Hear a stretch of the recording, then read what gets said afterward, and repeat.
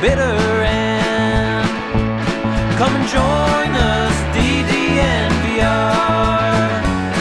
We are DNVR. We are DNVR, and we are live from Studio A. The A stands for action. Lots of action baby. today.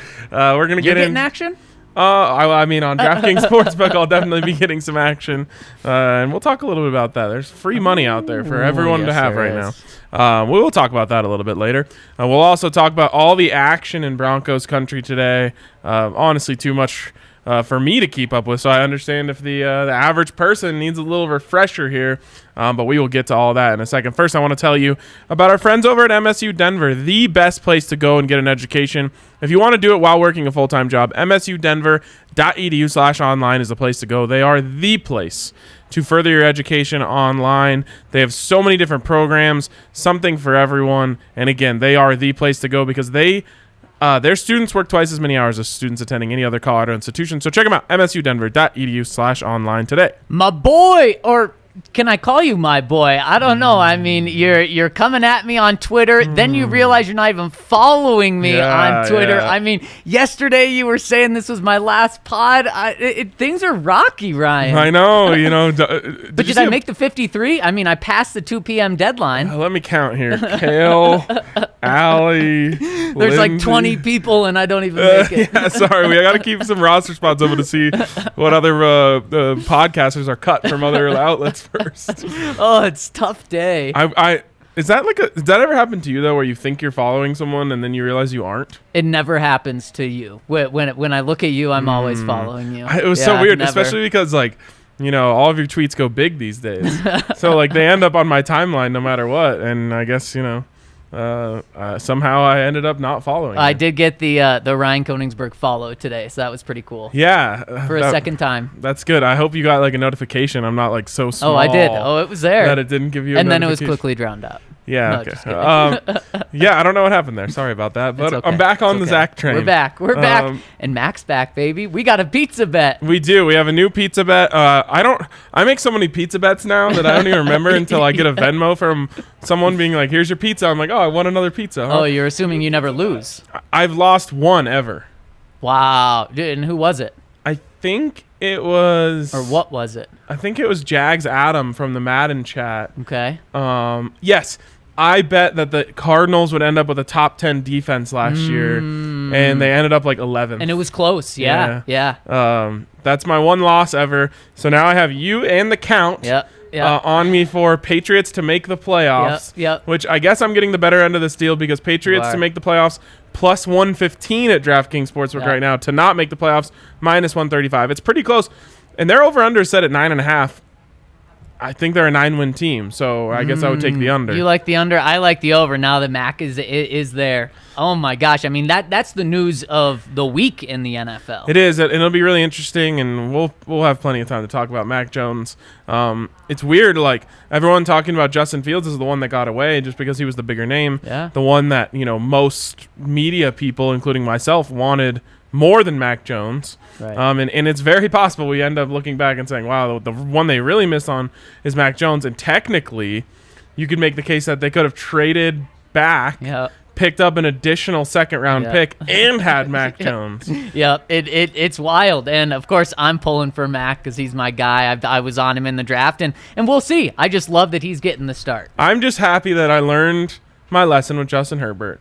And I said I'm not going to, hate on any players. I wasn't big on Mac. Right. I'll never be able to deny that or lie about that. But you didn't hate on him. I made the decision I'm not going to do this thing where I really talk these guys down because you just don't know. You really don't know with quarterbacks. And you were really happy when he landed with the Patriots because you thought if he's going to succeed anywhere, it's going to be New England or San Francisco. He ends up there. Right. And so, I mean, obviously you want these guys to succeed. And the more good quarterbacks in the NFL, the better. I actually feel like that's a really good thing happening for the NFL right now is more. I feel like there's been more guys coming in recently who, are actually hitting. Baker Mayfield. I think Kyler Murray is on the verge of hitting. Josh Allen. You need that next generation, and maybe Mac Jones is part of that. Trey Lance, all these guys. So Yeah, as soon as he landed with the Patriots, I was like, all right, well, now he has a really good chance. Yep. But this year, I don't know, because they have nothing around him. That's very fair. I just think he's that good. All right. Generational. And Ryan, one thing that I really wished, speaking of rookies, that I really wished I asked you yesterday was over-under on the number of rookies the Broncos were going to cut. Now, you know the answer now. What was your guess? Do I know the answer? Well, good. Okay, good. What do you think? Well, I mean, obviously, I know about the guys who they drafted this year that were cut. Is that what you mean? Like, yes. Well, and I guess I kind of know because you and I both put out our rosters yesterday, and we both had every single rookie making it, I think. Yes. Who was the last pick in the draft for them? You had Marquise Spencer. Yes, exactly. And we had him on. We had Seth Williams on. Yep, and we had Kerry Vincent Jr. And we did. Yep, and so we had them all making it, and two of them didn't. Marquise Spencer and Seth Williams. So 6th and 7th round pick. And what I love George Paton said today is he said, we're going to have the best 53 make the team, whether we draft him or not. And I just love that. And John Elway did not start his GM career like that. He held on to guys for way too long that he drafted. And credit to John, he was okay moving on from drafted guys later in his career. But I just loved hearing that from George. And I don't remember if I actually said it yesterday or if I was thinking it while Mace was saying something. But I was going to say, we're going to find out if George Paton is like John Elway in the sense that he gives the draft picks a little bit more benefit of the doubt. Right. And I think it's refreshing to hear that. Now, it's not always going to be true, especially first-round picks. Guys like that are going to get it. But, I mean, the turning point for John Elway was Paxton Lynch. Yep. That's when he realized, like, he pulled the plug on Paxton Lynch. He deserves credit for that. Honestly, you could make the case before he should have. Now, again, he was right. Right. But, like, he didn't even play ever. So there was something there, and I felt like that was the turning point for John when he said, like, okay, sometimes you just get it wrong. You have the sooner you move on, yep, the better chance you have of rectifying the situation. And so both of those guys that we expect to be back, and credit to Mace, he said that, he thinks Seth Williams is a guy that can make it through. Same thing with Marquise Spencer. It's why I don't think he had either of those guys on. None of us got it completely right. No. He had Schlottman. We had Schlottman being cut. We had Seth Williams and Marquise Spencer. He had both of those guys off. But that is the Broncos' philosophy on this, is they think they can get those guys through. Yep. And you get a 16-man practice squad this year. Yep. That's like a whole other team. With veterans. That's more players than Bishop Sycamore has.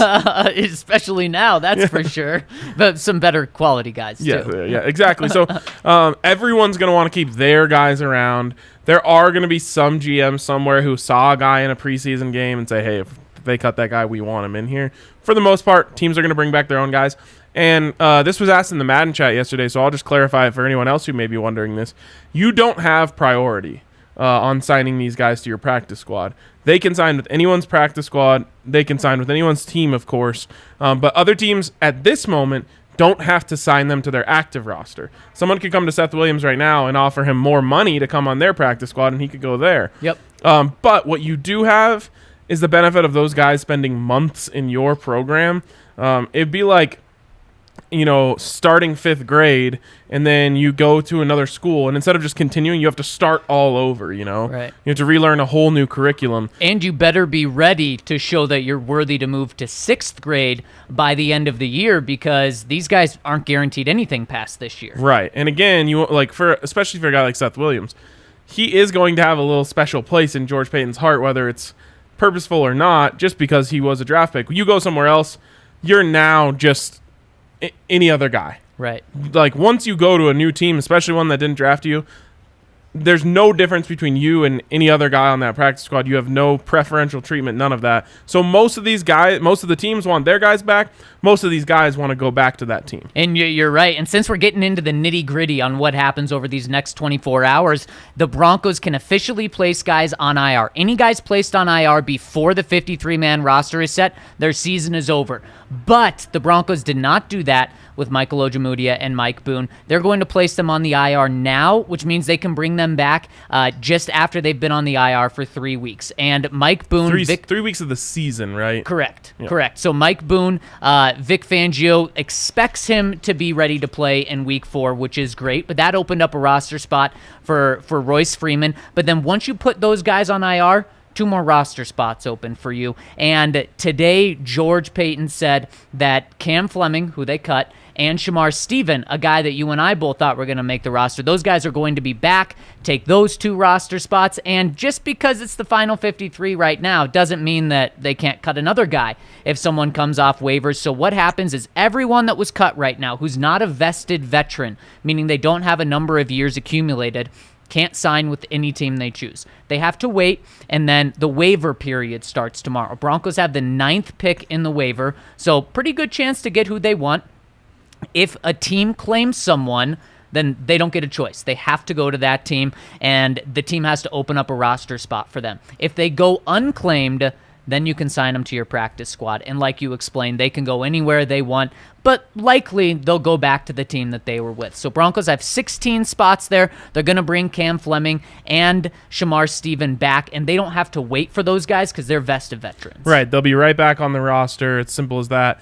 With Cam Fleming, they'll renegotiate a new contract with him? Is that the way that'll work? Yep, exactly. So they'll get their savings there that we talked about, and they'll get him back probably at a lesser rate because, when he's negotiating that first contract, he's saying like, well, I'm your potential starting right tackle. Now the Broncos come back and say, hey, we want you around. You're our third tackle. Right. We're not paying you nearly that much. And because they have him to come back and they expect him to come back, that's why they were able to only keep 8 offensive linemen, just like we expected, Ryan. Yes. Okay, let's get into some of the other moves today. Zach, I'm just going to have you take us through a rundown of everything that happened other than the trade, which we will get to in the second segment. We're going to talk all about the trade of Trinity Benson, our thoughts on that trade, and any other potential trades that we might see coming down the pike. So I'm going to take you through the notable names. Kendall Hinton cut, not very much a surprise. Trinity Benson, we'll talk about in a minute. He was way more of this surprise. Austin Schlottman, Vic said it sucked to cut him. And he was the guy, like Mace thought, he was kind of that borderline 9th guy. But what you and I said yesterday was just the depth dropped so much from those top 8 offensive linemen to the 9th. That's why the Broncos went that direction. Turns out, they actually had Cam Fleming as their 9th, not Austin Schlottman. Just experience, although, and why they went tackle and Cam Fleming, or they're going to go tackle and Cam Fleming over Schlottman, is Vic said it today. They're very comfortable with Graham Glasgow sliding over and playing center, Ryan. I think we're going to see that move made pretty darn soon. We talk about moves being made in terms of when are they going to fire Vic Fangio? When are they going to fire Tom McMahon? When are they going to bench the quarterback? Maybe the one that's going to happen before any of those happen potentially is Graham Glasgow sliding to center, Netani Muti playing right guard. And that's a best 5 conversation, right? Yep. I got heat on Twitter when I said, you got to get Netani Muti in the lineup. And people said, for who? And I said, Graham Glasgow. Now, I also followed that up later saying that doesn't mean he has to be out of the 5. Right. But in at right guard. But he's not the guard. Right. And I hate this. I'll be honest. I hate this. If you were ever thinking this strongly, you've wasted a lot of time doing it. Right. And why? Because Lloyd Cushenberry was a decently coveted draft pick. Shouldn't George Paton? He just said it. Right. Draft pick status shouldn't matter. Well, and to me, I'm saying like, okay, choose one side. Are you going to let Lloyd Cushenberry develop, or are you making this move? Because being in between there does a disservice to everyone. It does a disservice to the Broncos. It does a disservice to Graham Glasgow. It does a disservice to Lloyd Cushenberry.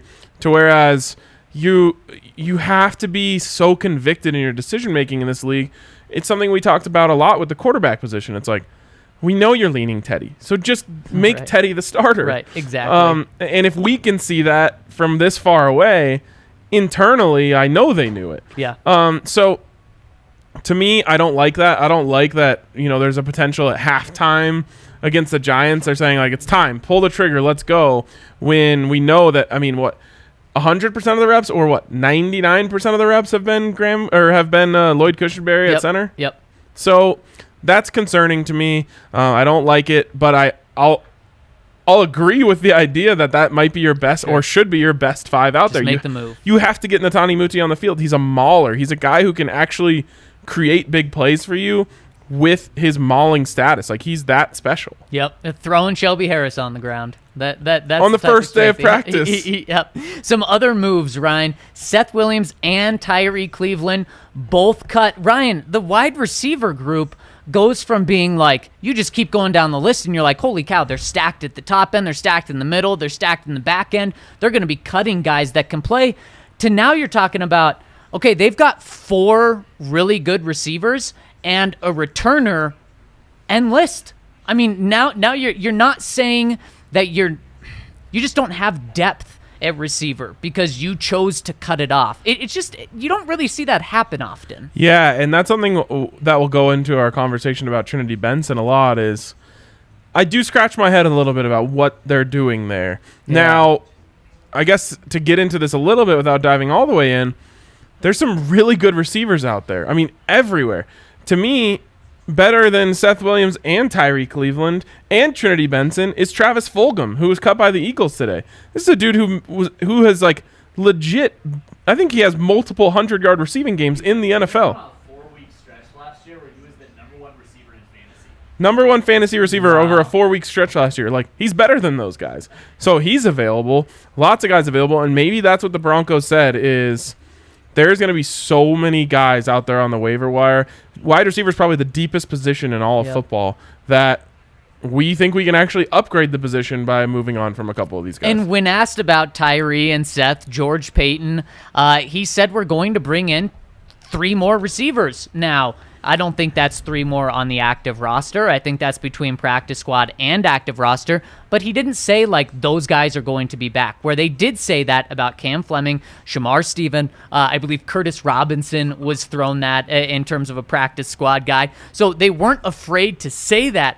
But Ryan, to me, that says exactly what you're saying. They're going to go out and probably get another receiver on the active roster. Then you'll have 6. Then you'll feel comfortable. Then maybe you bring back Seth Williams and Tyree Cleveland, or Seth Williams and someone else for your practice squad right there. So the Broncos aren't done at wide receiver. It was just interesting, the moves they made to take them from being stacked to just very top-heavy now. Right.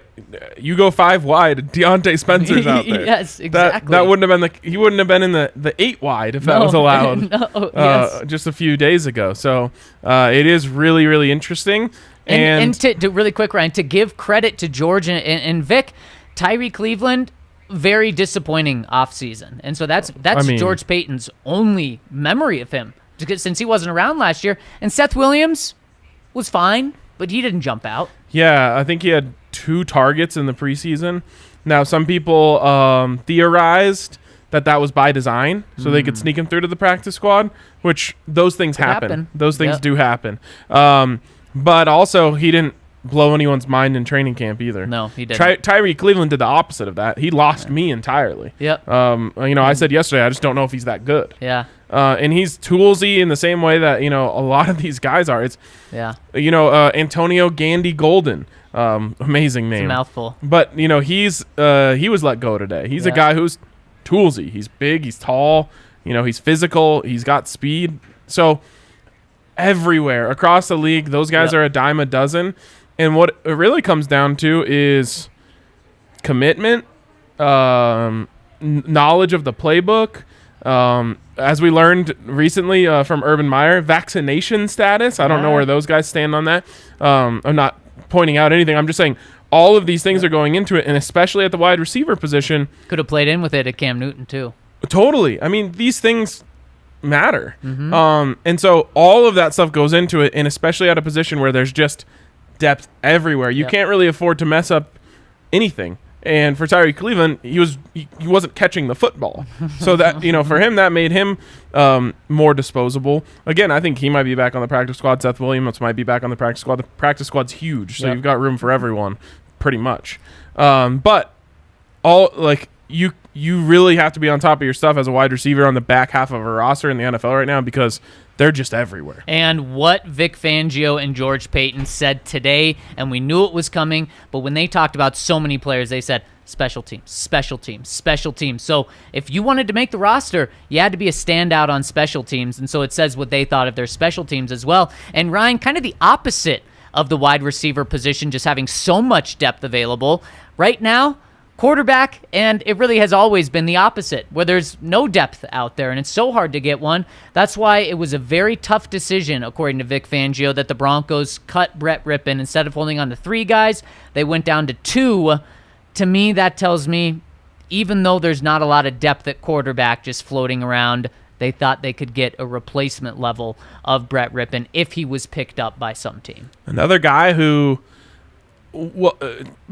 both of his things kind of went awry, right? The number one was he was like really solid last year in the preseason. When he came in and played, he won a game. He's undefeated as a starter in the NFL.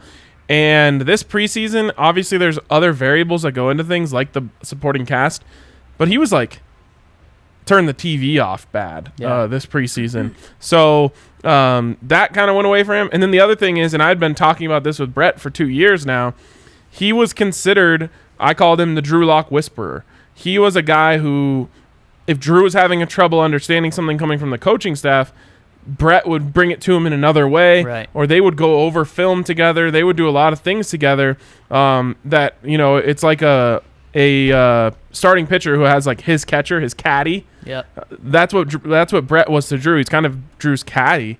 And now Drew's not the starter, so again, that makes him a little more expendable. Yeah, you're exactly right. Couple other notable things from the 53-man roster, Ryan. Broncos go 11 deep in the secondary, just like we thought. They kept Kerry Vincent Jr., kept Michael Ojemudia because they want to bring him back off the IR this year.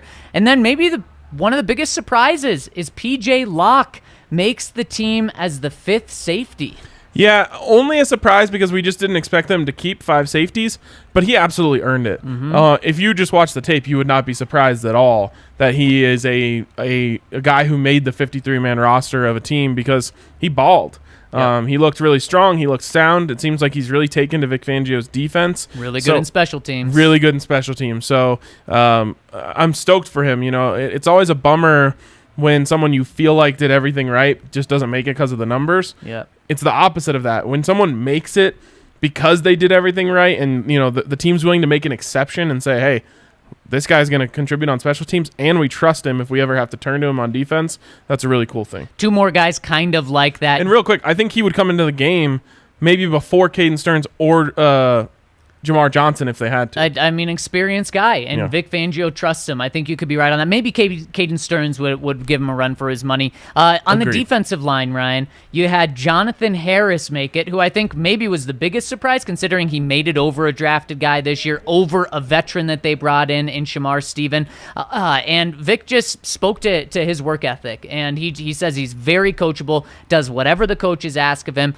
and it's cool to see that happen. And another guy that's a really cool story, Deshaun Williams, finally making the 53 today. Typically, he was cut. He said 2 years ago he was cut by the Broncos a minute before the 53-man roster was set. It was so terrible for him.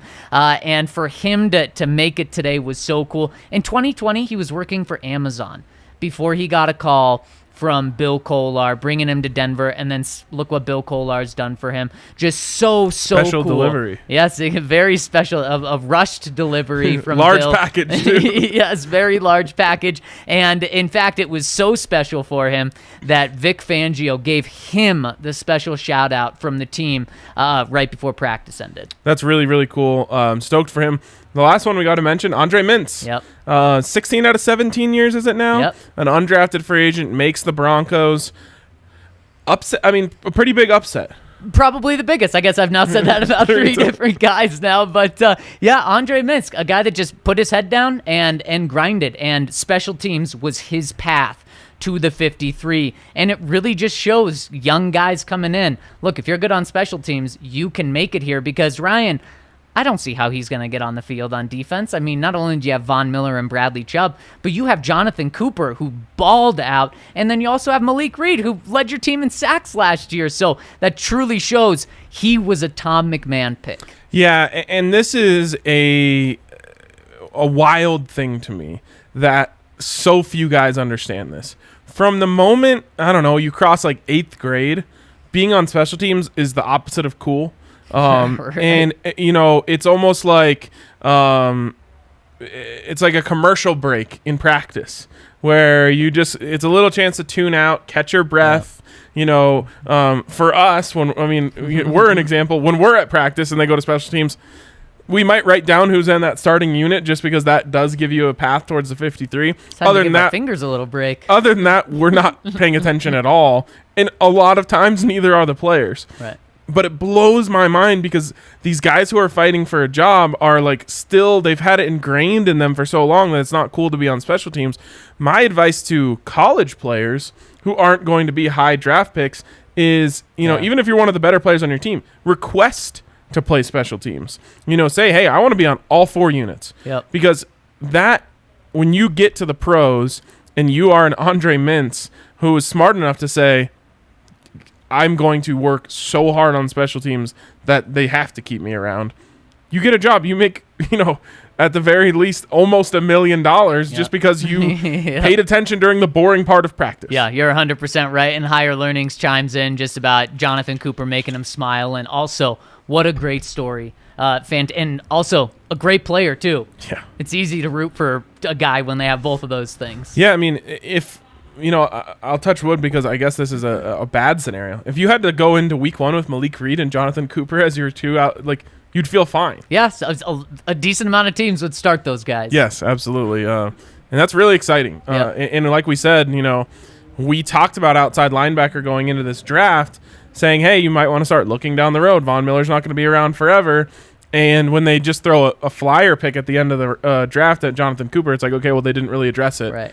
Well, they kind of hit the lottery. Yes, they certainly did. And I asked Vic today, are those guys, Malik Reed and Jonathan Cooper, actually going to have a role on defense or just special teams? Because as we talked about yesterday, they really like to use Vaughn and Chubb 90% of the time. And he said they will have a role on defense. And so I said significant role, and he said yes. So I hope it is the 20 to 30%, not just because those guys are good, but then when you're getting Vaughn and Chubb a break 30% of the time, then they'll just be even better when they're on the field. Yeah. Again, I've said it before on this show. I'll say it again. Draft a front 7 player from Ohio State every single year. It's looking real good right now. The coach is great. They obviously bring in great talent every year. Ohio State also brings really good Twitter followers, so I like is that true? Yeah. Is that how you passed me up? All right. If you were going to place a bet on Andre Mintz to make the 53-man roster before training camp, probably could have got plus 5,000 on that at least. And there's also all sorts of other great value at DraftKings Sportsbook right now. I've been telling everyone that will listen to me about this. There is just free money abound right now at DraftKings Sportsbook, even if you already have an account. First of all, you've got the hammer the over prop promotion going on right now. That was the hammer. Let's see what it's at, actually. I'll open up the DraftKings Sportsbook app. Got the hammer the over promotion going on right now for the Clemson UGA game this Saturday, which, by the way, you can come down, hang out at the DNVR Bar to watch that, and be here for the release of our new merch line, which absolutely slaps. It's vibey. It is. You may say. It's pretty vibey. So they've got the hammer the over down to 21.5 right now. Basically, how this works is every 2,500 bettors that place this bet knock it down another half point. So if Georgia and Clemson score over 21.5 points, this is going to cover, but it's going to go down, down, down. It's probably going to get all the way to 0. It'll be what did it start at? 70? Yeah. So we're down 50. Going up. That's cash. All the way down to 0. Free $25. Yep. That's the max you can put on it. And then there's another one. Your Tom Brady-led Tampa Bay Buccaneers plus 73 against the Dallas Cowboys on opening night. Boy, would everyone love in Denver to see that not hit. But then the Cowboys. No one wants to see that either. That's true, no. It's not the most exciting. So just take your money and be happy with it. Take your free money. They won't lose by 73. And so there you go. 2 bets that you just place and you get free money. Like literally free money. You can actually take it out right after that. Go spend it on, a pair of shoes or tea time or whatever you want. Whatever you want your free $50. Another bet. Or put it right Turn back that into something else. Exactly. You could put it on Broncos -3 on week 1. Oh, man, the Giants look so bad. So That is like, well, first of all, let me finish. You can also get a sign-up bonus up to $1,000 when you use the code DNVR when you sign up, and there's all sorts of other great promotions that you can get in on. Of course, you must be 21 or older. Colorado only. Bonus comprised of a first deposit bonus and a first bet match, each up to $500. The deposit bonus requires a 25x playthrough and restrictions to apply. See DraftKings.com/sportsbook for details. And if you have a gambling problem, call 1-800-522-4700. I just want to get this off my chest. I think there's too much anti-Giants stuff out there right now. I think it's like a little bit of a media, because the media is so harsh on them out there. I think there's a little bit of an overreaction right now. It's like, oh God, they're trash again. I feel like there's more anti-Giants than anything else. Yes. I mean, any other team. Yeah, they're getting just. Did you see that offensive line in the preseason? Look, I saw it. I just think they're under a heavier microscope than everyone else. I refuse to think this is going to be some easy win until I see it. You know, if you looked at probably the 3 teams that get the most criticism, you look at the Giants, you look at the Jaguars, and you look at the Jets. Broncos 1, 2, 3. That's why we just keep saying, Ryan, they have to have a winning record. I mean, they really should be 3-0, but if they go 2-1, you really want to pull out one of those next 2 games to still have a winning record after 5. Yeah, 2-1 is acceptable. 3-0 is expected. Crazy enough, kind of. You're going to be favored in all 3. I've already seen the numbers. They're already 3-point favorites at the Jags, and I think they're 5-point favorites home as they to the be. Jets. So if the Jags come out and Trevor Lawrence balls in Week 1, I think it'll change. I think I'm going to start him in fantasy. I think you're going to throw the ball like 45 times, especially with ETN out. Yeah. Although they do have James Robinson, and they can run the ball. Urban Meyer showed you what he thinks of James Robinson. I think he's a good player, but he said he gave him the Phillip Lindsay treatment. Yeah. He said, "Oh, you ran for 1,000 yards as a rookie? Yeah, you're undrafted. I don't care about you." So I agree. They're going to throw the ball. Urban Meyer's going to be such a failure. But anyways, yeah. So you should be 3-0. We'll allow 2-1, even though we're gonna probably trash them after whatever game they lose. It'll be a winning record in September, though. Right, which is more than they can. They can't even say they have a win at all in September under Vic Fangio. No.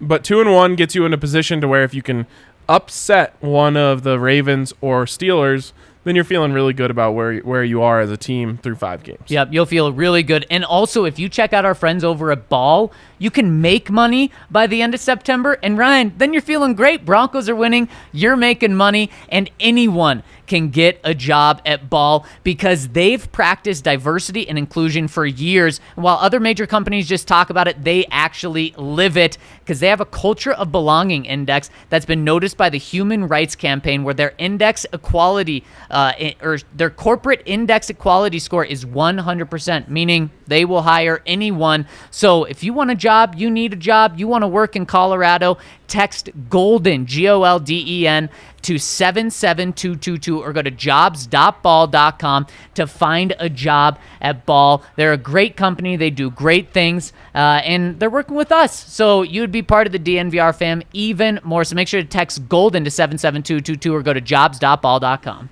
You got some love for Suburban Meyer in there. Hey, thank you. It felt good. All right. So the news of the day, honestly, feels like out of Broncos country is this trade of Trinity Benson. They send Trinity Benson and a 7th? 2023 6th. Okay. For a 2022 5th. And a 2022 7th. Okay. All right. I got that right. So in terms of value, a future pick is viewed as like a worse round. So technically, it was Trinity Benson for a 5th. And it's really good value. Like, you know, I think that was my first reaction to everything is, wow, they got a 5th for him. Trinity. That's not to take away from Trinity, but this is an undrafted guy. To give to him. Right, exactly. This is an undrafted guy who you've had on your practice squad for 2 years. He breaks out this year. Now, there's part of me that says, like, don't you want to capitalize on that development, all that time you spent on him? But getting a 5th round pick is capitalizing on that development. It's just in a different way. It would have been a little different if they didn't cut Tyree Cleveland and Seth Williams like we talked about earlier. But that was my first reaction to this is, okay, that's really, I mean, you did a good job of a draft, develop, and then you didn't get the payoff other than just stacking up draft picks, which we know is one of George Paton's favorite things to do. Right. And I mean, great value, incredible value. In fact, they got more for Trinity Benson than they had to give up for their starting quarterback, Teddy Bridgewater. When you think of it like that, that shows you how valuable some teams view a 5th-round pick. And George Paton, the ultimate day 3 draft guy, we know how much he values that. And so it makes sense for the Broncos in the sense that Trinity wasn't going to see the field much. He was a guy who you were going to continue to develop, and maybe he's your 3rd receiver in a year or two if you move on from Cortland or Tim, and then you even have to talk about another trade in terms of like trading KJ Hamler for something in order for Trinity to be like part of your rotation. So it really makes sense that he wasn't going to see the field this year. Get something for him. The reverse is, what do you do with that 5th-round pick? The Broncos just cut a 6th-round pick from this year, so we're going to have to wait and see how this plays out in terms of if it was a good trade or not, but I mean, just the initial value, wow. Good job to Zach Azani for developing him. George Paton gave him all the credit. Yeah, and he deserves a lot of credit, and like I said before we jumped on the show, it's the 2nd best value trade of the day, other than the Rams, who signed on April 20th. They signed Corey Bojorquez, and just had him as a backup punter. Like, I don't even know why they had him. Yep. Except for the fact that they probably thought he was pretty good, and they're like, yeah, we can bring this guy in. They use him in the preseason because their starting punter gets COVID. He plays so well that they turn to their starting punter and say, dude, we're going to cut you for this guy. He's so good. Yep. Unless you're willing to take a pay cut. Johnny Hecker's hands are tied. He's also really, really good. He says, all right, fine. I don't really feel like going to a new place. I'll stay in LA. Yeah, I'll take the pay cut. So they get the pay cut, and then they flip him for a 6th-round pick. I mean, I think it's Les Snead, who is the GM out there. Masterful. Yeah. But he was saying, holy Bojorquez. Other than that, this was really good. Really good value from the Broncos. Yeah. But I understand why people are bummed. I think, the question in the headline is why the Broncos did this. I think the main thing is Trinity Benson wasn't going to contribute for them big on special teams. And so if you're going to be that 5th, 6th, 7th wide receiver on the roster, you need to contribute there. He obviously wasn't going to win the return job over Deontay Spencer, so he needed to work his way in other ways. It sounds like they didn't feel comfortable necessarily putting him out there in other positions, and that made him more tradable, despite the fact that he really came on and became a solid receiver over these 3 years. A couple weeks ago, he dropped a punt plus. at practice, which I really don't want to ever blame someone for dropping a punt. But then you come out and you see this last preseason game where he doesn't get any opportunities to catch the ball, and a special teams unit that you could not cut any safe players. So they didn't get enough of an evaluation from Trinity, especially in games when it matters, to see if they could move on from Deontay Spencer. That's why we said yesterday that Deontay Spencer was a lock, because with all the emphasis that they placed on special teams,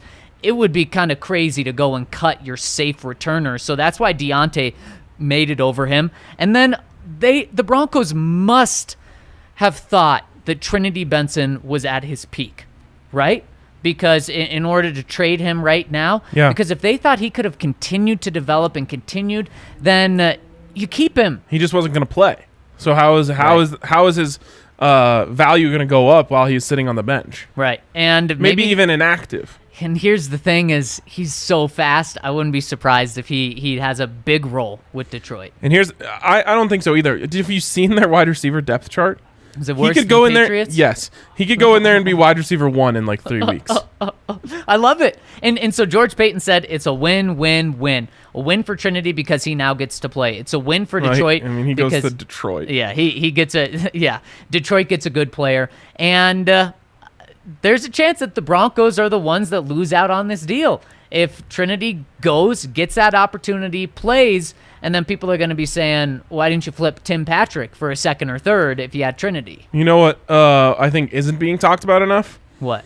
I think this almost might work out to be a 3rd-round compensatory pick, because this might be the number 1 pick in the 5th round. Oh. That's how bad the Lions might be. Yeah, that's a good one. We talked about it yesterday. Yeah. So it's a 4th-round compensatory pick. Right. Like, they are so bad. Yep. And he might go play there and help them win games, which would knock this draft pick down a little bit. But this is a high 5th round pick. Mm-hmm. It really is. And so that was the name that everyone was talking about, kind of a fan favorite. And everyone, TB12. People want a TB12 to be the guy here. I'm kind of bummed we just don't get to play that chord. Yeah, we don't get to. And then Ryan, so the Broncos also made another trade today. They traded a 7th and a 6th round pick, I think, and got back a linebacker, Jonas Griffith, from San Francisco, who has never played in an NFL game before. Undrafted guy last year, spent time on the practice squad of the Colts and the 49ers, and the Broncos gave up a 6th round pick for him to bring him in because he was that good on special teams this offseason, and they didn't think he was going to make it past waivers. This is one of those guys who, if you used him in Madden, you'd be able to make him really good, really fast. Right. A fast inside linebacker? Yeah, well, yeah, he's they call it relative athletic score, RAS. He had like almost a perfect relative athletic score compared to his peers in the draft. He's big, he's fast, he's athletic, he's agile. For whatever reason, it hasn't come together for him yet as a linebacker. Well, guess what? You have arguably the best linebackers coach if it's ever going to work in the NFL who he gets to come work under, and right away he's going to be a stud for you on special teams. You don't necessarily want to be in a position where you have to trade draft picks for special teams contributors, but if you can get a really, really good one, there's guys who can make a whole career out of this, and you hope that there's also some upside there where you can make him into a defender at some point. Do you think they see potentially a little bit of Alexander Johnson in him in terms of just this raw, super talented guy with all the physical attributes? I mean, he's 6'4", 240. He's huge, just fast, just like you said, and just very raw, like Alexander Johnson was. Obviously, he played at Illinois State, undrafted guy. Alexander Johnson, the opposite, Tennessee. Before he had his terrible legal issues, he was SEC's leading or Tennessee's leading all-time tackler. But in terms of the physical skills, Vic may say, if he's a good special teams player, we can rely on him. Let's get him because I may be able to make him into something. And now you look, Justin Strnad, Baron Browning, and now Jonas Griffith. You can see the Broncos are starting to put a little bit more of a focus on adding athleticism and speed into their linebacker core.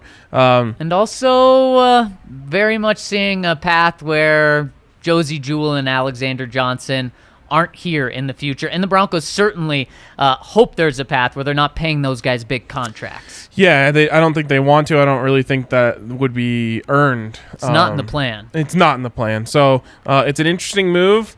And the Broncos have had success recently with guys from Illinois State. Of course, Shelby Harris. Yes. A Redbird, I believe they're called. I think so, yeah.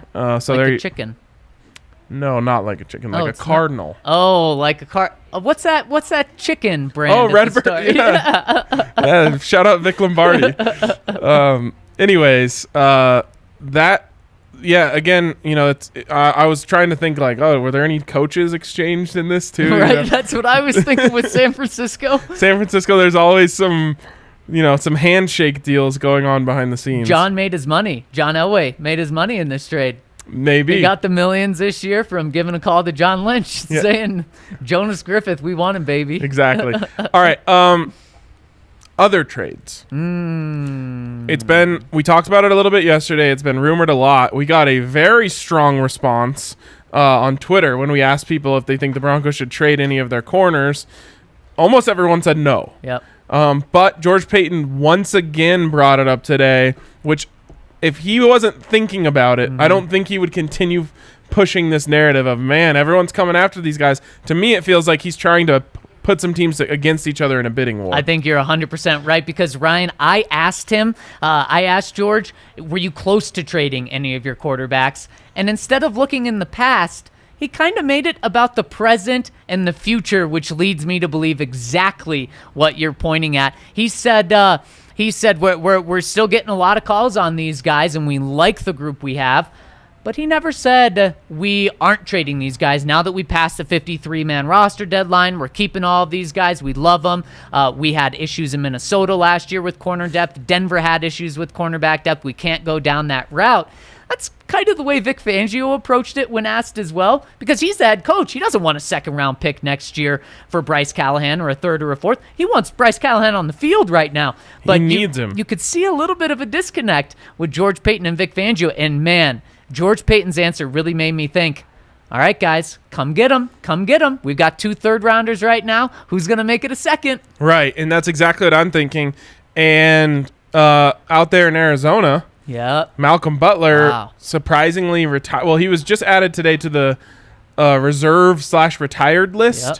meaning that's probably what's happening here. Yep. They're really desperate. Yes. We talk about timing. I mean, talk about bad timing. I don't know the situation. It sounds like it could be something really unfortunate and sad. Yeah. So, I hope everything's okay with him. But for the Cardinals as a football team, their backs are up against the wall right now, especially if they're looking to contend for that division this year. Yep. They need to maybe get a little desperate. If you can work a second-round pick out of them, you probably got to do it. For who? Obviously, you're not doing a second-round pick for Patrick Surtain, Nope. but are you doing a second-round pick for name one of the other 3? Yes.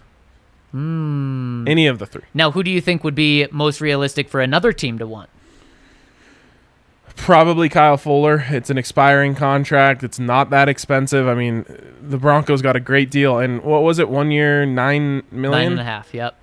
So you offload a big chunk of that, and you basically ended up paying like $3 million for a second-round pick, Yep. or even less. Yep. I don't even know how that works. You might offload the entire thing and get a free second-round pick. I honestly don't know. You probably paid him a very small amount to this point, just the signing bonus, which I don't know off the top of my head. But that would be, magic. That might be better than what the Rams did with Corey Bojorquez. It would be, and I don't think the Broncos would get a second-round pick for any of those guys. I think what we may be talking about, though, is right now teams are offering day 3 picks, and obviously I hope that doesn't get it done because the Broncos just got a 5th for Trinity Benson. But maybe they're trying to see, okay, who's gonna give a 3rd for Bryce Callahan? And the question does come down to, I think, a big thing is, one, do you want a slot corner? If you're only looking for a slot corner, Pittsburgh's in desperate need for a slot corner. Bryce Callahan makes the most sense. Also, contract-wise, it's a very reasonable contract because he renegotiated his contract after missing his first year with the team. So it's a very team-friendly deal. 1-year deal left, so you're not stuck with a big contract. Or if you want an outside guy and you want a friendly contract as well, Kyle Fuller's the guy that you point to. Especially, that's more of a win-now mode because he is older. But if a team wants a long-term guy, Ronald Darby, 2 years, $20 million contract. If you want to extend it to 3 years, you got 3 years, $30 million contract. He's a younger guy. And man, if the Broncos were to flip him for a day 2 pick, then they essentially would pay cap room and signing bonus for a day 2 pick. Because they would have flipped him just in free agency. Yeah.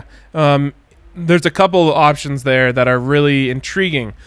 But, Zach, with Michael Ojemudia going on IR, they spent this whole offseason working on this dime package that we expect to be a big part of what they want to do. Who is the 6th DB that you put out there if you don't have one of these guys? You live in nickel. Right, so you're scrapping the whole thing. Pretty much, yeah. Yeah, you live in nickel until Ojemudia comes back. Maybe he's back in week 4 because Kerry Vincent Jr., you're not that comfortable with him. Or else it's Caden Stearns or P.J. Locke. And P.J. Locke is more experienced, but he doesn't have a lot of experience. Like, he has a lot of back-end experience in terms of what goes on in NFL meetings and stuff, but not playing. So are you going to slide – how would you work that? You're going to slide Surtain outside? Who's gone? Fuller? Let's say Fuller's gone. Fuller's gone, Surtain's outside 100% of the time. And then Caden Stearns is moving into that kind of hybrid linebacker – dime role that we were talking about. I'm not really doing dime that much anymore. So I'm living in nickel. Then that's what I'm saying is You've basically just punted on this thing that you spent a lot of time. I don't think they want Alexander Johnson or Josie Jewell on the field on 3rd and 8. So that's why I think that our guy, Justin Strnad, would be that piece. He would be on the field all the time. But you still got to have another backer out there if you're. And then you'd be rotating the other two. Yeah. That's the thing I keep coming back to. Again, I keep going back to that clip where George Payton turned to Vic Fangio and he said, "I got you your corners." But he has 3 of them. But Even they if want got 6. rid of They one. want 6 DBs on the field. I'm just a little worried that They trained Surtain in that dime backer role. I'm a little worried that they're not going to rely on dime as much as I hope. Because I think they're going to say when the season comes around, especially you're starting off going against Saquon Barkley, they're going to say, "Oh, we need some bigger guys." And then they're just going to, you know how it is. In preseason and in training camp, you see all the trick play. Not in preseason, but in training camp, you see the fun stuff. You see all the motion, the creativity. I remember last year we were talking about, some motions in the backfield. I said, "Wow, we haven't seen this before." Then we never saw it in the regular season. I think that's going to happen. I just hope it's a small extent, not a big extent.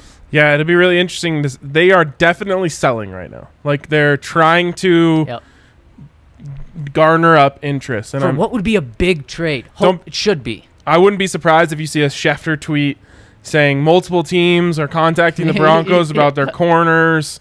The Broncos are looking for a day 2 pick. Yep. That sort of stuff. That's what it feels like is happening right now.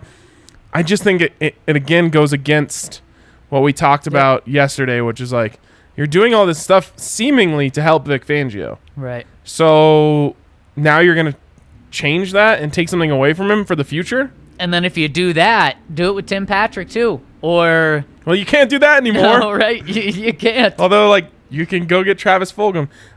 So they're 9th in the waivers tomorrow. We don't expect them to need to claim any of their own guys, right? Correct. So that I would not be surprised if they claim a wide receiver tomorrow. I would not either. And just the fact that George made it very specific that they're going to get 3 guys. Expect one of them to be on the active roster. We're talking about the Broncos trading away a player. Any positions that you could see them trading for? Boy, that's a good question. Offensive line seems set. Running back seems set. They're not going to trade for a backup quarterback. Or a wide receiver. Yeah. No, so you'd be looking on defense. And Ryan, the Broncos are very top-heavy on defense. 27 guys on defense, only 23 on offense. So if they did that, you got to think it would be a player-for-player move, which you just don't see happen. Yeah, very rare. All right, well, there it is. Really interesting stuff. Kale, any chats or super chats we need to get to? No super chats. You guys are slacking. But we have plenty of questions to get to in the final segment of the show, which will be fully in podcast form. So you can download that anywhere you listen to podcasts. Just search Broncos. We're the first one that comes up. And you can hear the final part of the show where we'll take all of the questions from DNVR members. But for now, that's going to wrap it up on the live side. We will talk to you guys later.